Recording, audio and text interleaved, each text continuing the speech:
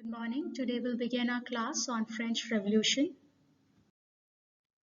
How did Jacobins seize control of France? On the morning of 10th August, they stormed the palace of Tuileries, massacred the king guards, and held the king himself as hostage for several hours. Later, Assembly voted to imprison the royal family. Then elections were held.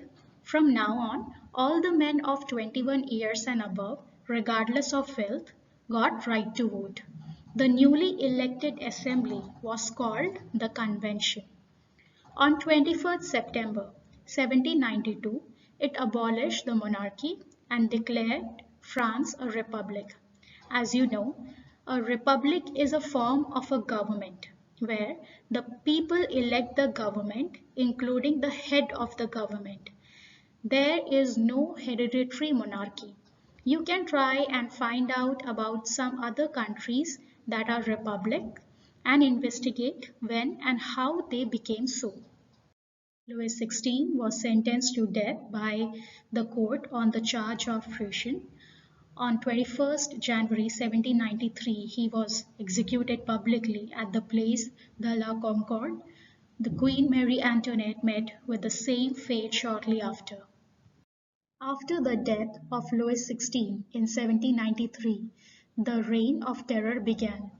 The terror was designed to fight the enemies of the revolution. Most of the people rounded up were not aristocrats but ordinary people. Maximilien Robespierre, the leader of Jacobins, was the mastermind of the Reign of Terror. He was the most powerful man in France and believed that terror was only unnecessary for the good of the nation. Robespierre had an army of 8 lakh men. It was the biggest army ever in Europe up to that time. During the Reign of Terror, between 20,000 and 40,000 people were executed. At their trial, they could not even speak in their own defense. The victims were clergy, aristocracy, and common people. Anyone who disagreed with Jacobin were considered a threat to republic and executed.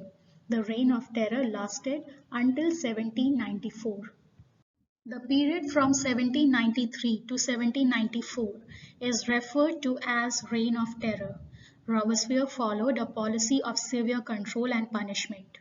All those whom he saw as being enemy of the republic, ex-nobles and clergy, members of other political party, even members of his own party who did not agree with his method were arrested, imprisoned, and then tried by a revolutionary tribunal.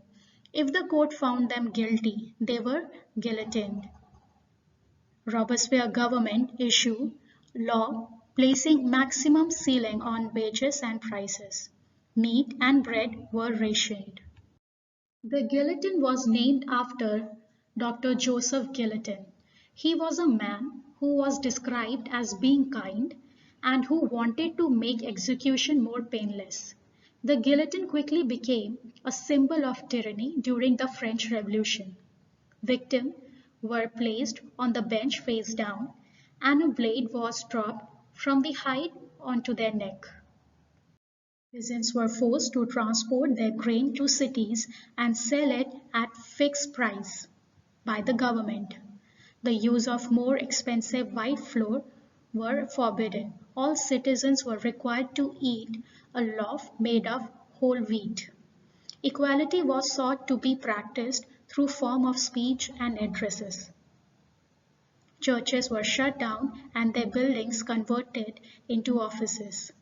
Robespierre pursued his policy so strictly that even his supporters began to demand moderation.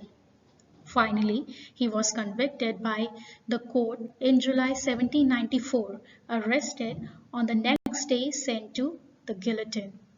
The Jacobin Club was the largest and most powerful political club of the French Revolution at the height of its influence, and there were thousands of chapters throughout France with the membership estimated at 4 lakh and above.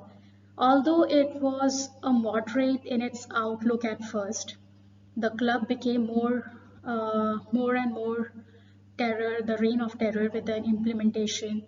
After the fall of Robespierre, the club was closed. The National Convention in era after Robespierre's downfall was significantly more conservative than it had been before.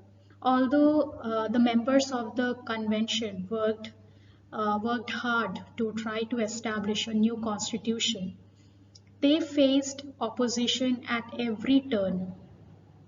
Then on August 22nd, 1795, the convention was finally able to ratify a new constitution. According to the new constitution, the new legislature would consist of two houses. There would be an upper house called the Council of Ancient, consisting of 250 members, and the lower house called the Council of 500, consisting of 500 members. The new constitution declared that the executive body of the new government would be a group of five officers called the Directory. Although Directory would have no legislative power, it would have the authority to appoint people to fill other positions within the government. The period of this regime, commonly known as Directory era, constitute the second to the last stage of the French Revolution. In many ways, the year of Directory was glorious year of France. Here, her army won many great victories, and new French military genius Napoleon Bonaparte was dear to all the people. The Directory and the French Revolution itself came to an end when General Napoleon Bonaparte overthrew the Directory and replaced it with the Constituent. The fall of Jacobin government allowed the wealthier middle class to seize power. A new constitution was introduced which denied the vote to non-propitiate section of society. It provided for two elected legislative council, then appointed a directory and executive made up of 5 members. However, directors often clash with the legislative council. The political instability of the directory paved the way for the rise of military dictator Napoleon Bonaparte.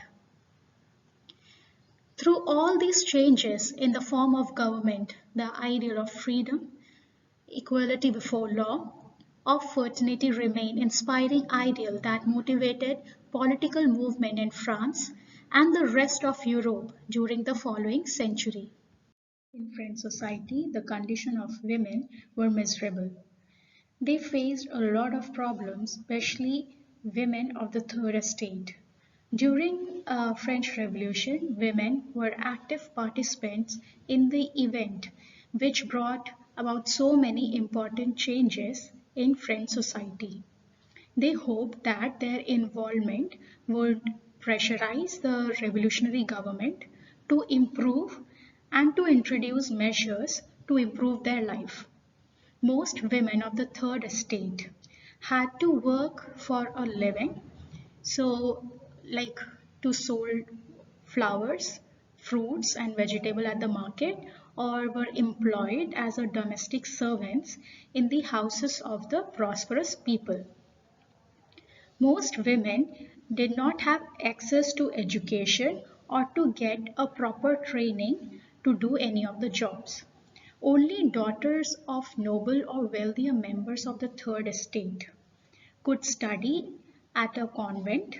After that also, which their family arranged a marriage for them. Working women had also to care for their families, that is to cook, fetch water, queue up for bread, and look after their children. Their wages were lower than those of men. In order to discuss their problem, their suffering, the women started their own political club and newspapers. About 60 women clubs came up in different French cities. Societies of the revolutionary and republican women were the most famous of them. Main demands was that women enjoy the same political right as men. Women were disappointed that the Constitution of 1791 reduced them to passive citizens. Their demand, the right to vote, to be elected to the assembly and to hold office. In the early year, the revolutionary government did not introduce law that helped improve the life of women. Together with the creation of the state school, schooling was made compulsory for all the girls. Their father could no longer force them into marriage against their will. Marriage was made into contract, enter into freely and register under civil law. Divorce was made legal. Women could now train for jobs. The desire to fight inequalities against women began by the end of the 18th century. So one of the example, Olympe de Gaulle was one of the most important of the politically active women in the revolutionary France. She protested against the constitution and the declaration of right of men and citizen. Why? Because as they excluded the women from the basic right that each human being was entitled to. That is, in a society, men and women, everyone are equal. So what happened?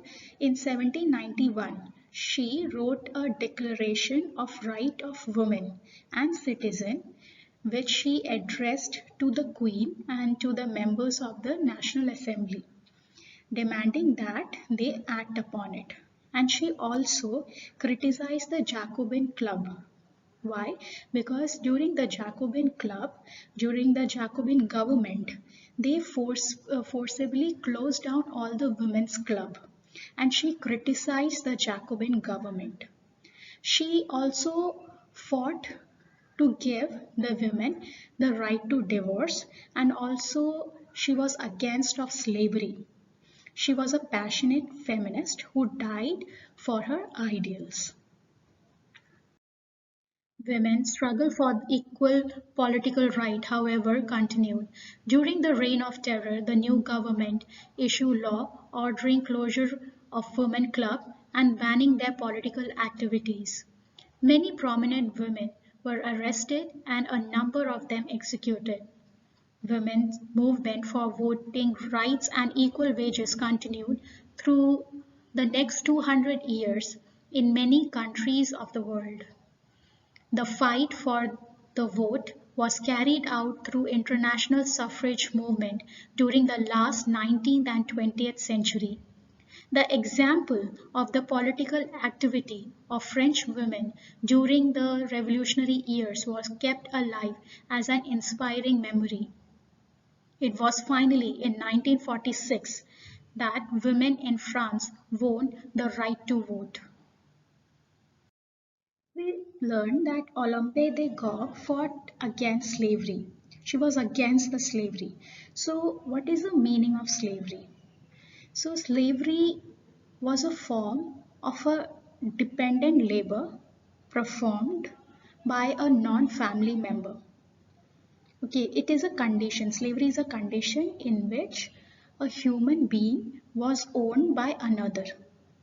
So, a slave was considered as a property and they are deprived of most of the civil rights ordinarily held by the free persons.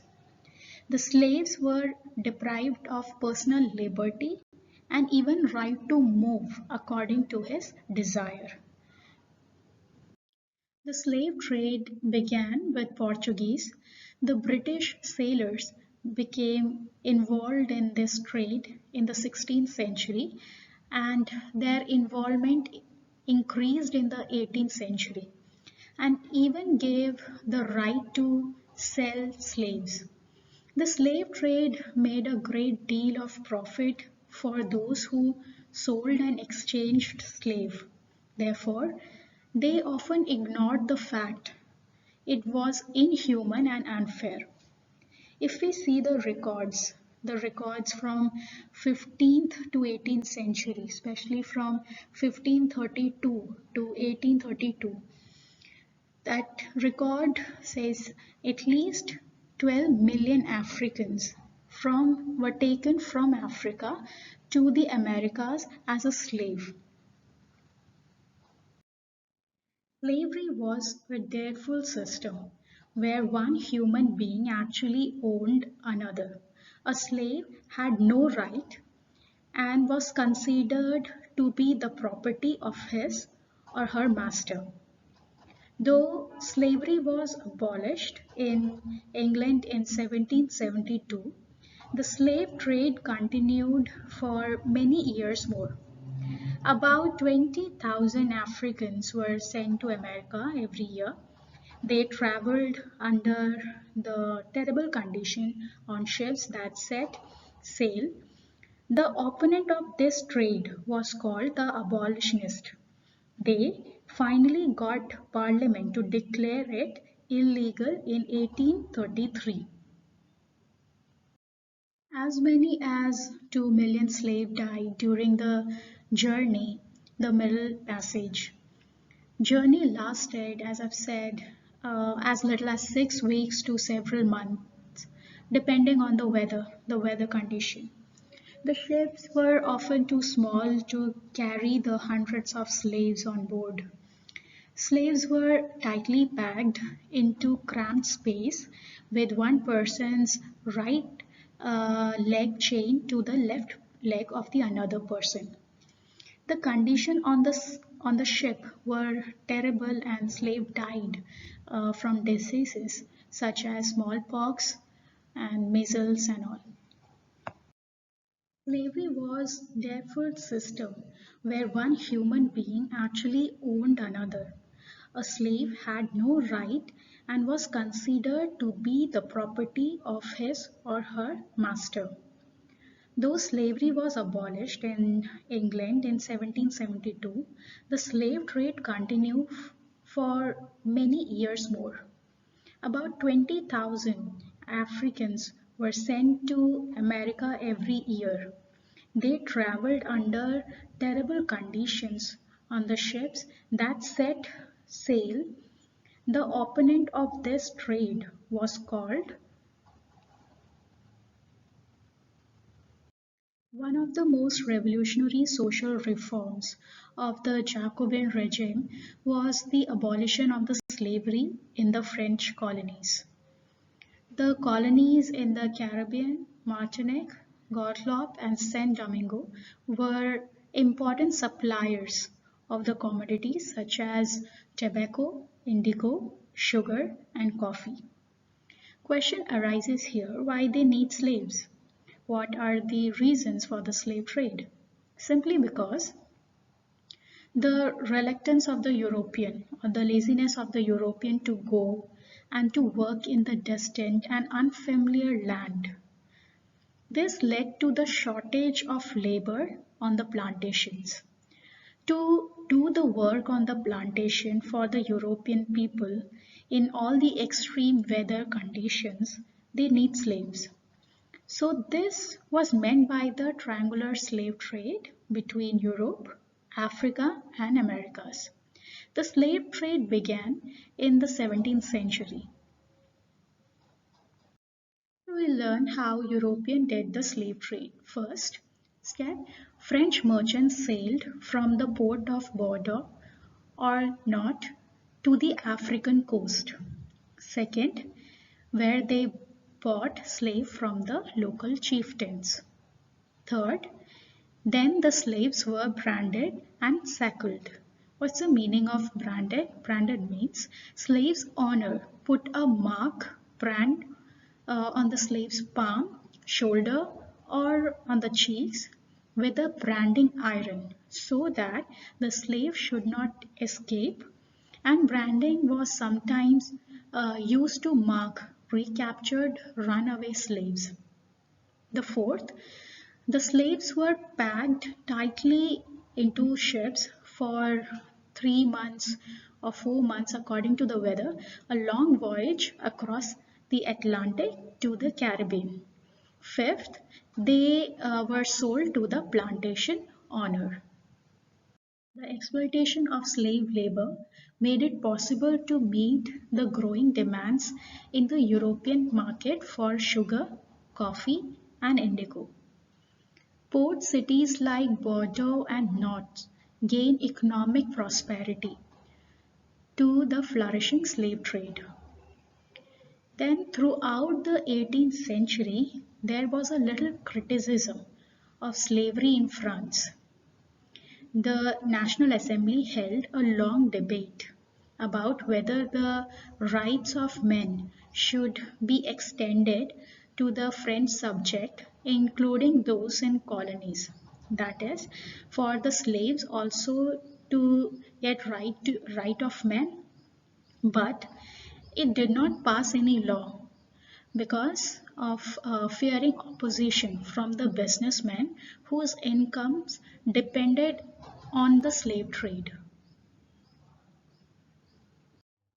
It was finally the convention which in 1794 legislated to free all slaves in the French overseas possessions. This, however, turned out to be a short term measure. 10 years later, again, Napoleon reintroduced slavery. Plantation owner understood their freedom as including the right to enslave African Negroes in pursuit of their economic interest. And then the slavery was finally abolished in French colonies in 1848. But in America, slaves were brought directly from Africa from about 1640 until 1865. In North America, slaves were mainly house servants, while in the South America, slaves worked on the farms and plantation. By 1840s, the issue of slavery had divided the nation into two. The North Americans wanted to abolish slavery throughout the nation, while the South opposed. This led to a long civil war which ended in 1865. The North won the war and the slavery was abolished throughout America too. The years following 1789 in France saw many such changes in the life of men, women, and children. The revolutionary government took it upon themselves to pass laws that would translate the ideal of liberty and equality into everyday practice. One important law that came into effect soon after the storming of Bastille in the summer of 1789 was the abolition of censorship. The abolition of censorship means that the power on the press media is no more suppressed by the government or the ruling party. The media is free to express their ideas. If we compare with the old regime is usually used to describe the society and the institution of France before 1789. So, in the old regime, all written materials and culture, activity, books, newspaper, plays could be published or performed only after they had been approved by the censor of the king. Now, the Declaration of the Rights of Men and Citizen proclaimed freedom of speech and expression to be a natural right. Newspapers, pamphlets, books, and printed pictures flooded the town of France, from where they traveled rapidly into the countryside also. They all described and discussed the event and changes taking place in France. Freedom of the press also meant that opposing the view of the event could be expressed. Each side sought to convince that the other of its opposition through the medium of print. The play, songs, festive, procession attracted large number of people. This was one of way they could grasp and identify that the ideas such as liberty or justice that political philosopher wrote in text, which only a handful of educated people could read. Soon after the revolution, Napoleon Bonaparte, one of history's most controversial figure, took up the challenge to lead France into glory again. He rose the prominence during the French Revolution and led successful campaigns against France's enemy. In 1799, Napoleon seized power and dismissed the existing five directors who were in effect ruling France. He installed himself as the first consul and all the power was concentrated in his hands. He promised the French people good government, liberty, and equality. 5 years later, he crowned himself Emperor of France, and the French Revolution was over. In 1804, Napoleon Bonaparte crowned himself Emperor of France. He set out to conquer neighboring European countries, disposing dynasties and creating kingdoms where he placed himself, his members of his family. Napoleon saw his role as a modernizer of Europe. He introduced many laws such as the protection of the private property and a uniform system of weight and measures provided by the decimal system. Initially, many saw Napoleon as a liberator who would bring freedom for the people, but soon the Napoleonic army came to be viewed everywhere as an invading force. The meaning of the invading force means to enter a country by force with a large number of soldiers in order to take possession of it. He was finally defeated at Waterloo in 1815. Many of his measures that carried the revolutionary idea of liberty and modern law to other part of the Europe had an impact on people long after Napoleon had left. The Reign of Terror from 1793 to 1794 was simply the terror during the French Revolution. During this time, French people who didn't support the revolution were executed at Clinton. Women had no political right in pre-revolutionary France. They could not vote or hold any political office. They were considered as passive citizens. It was finally in 1946 that women in France won the right to vote. Jacobin regime in 1794 abolished slavery in the French colonies. However, 10 years later, Napoleon reintroduced slavery. Slavery was finally abolished in French colonies in 1848. The Declaration of Rights of Men and Citizens proclaimed freedom of speech and expression to be the natural right. Napoleon saw his role as a modernizer of the Europe.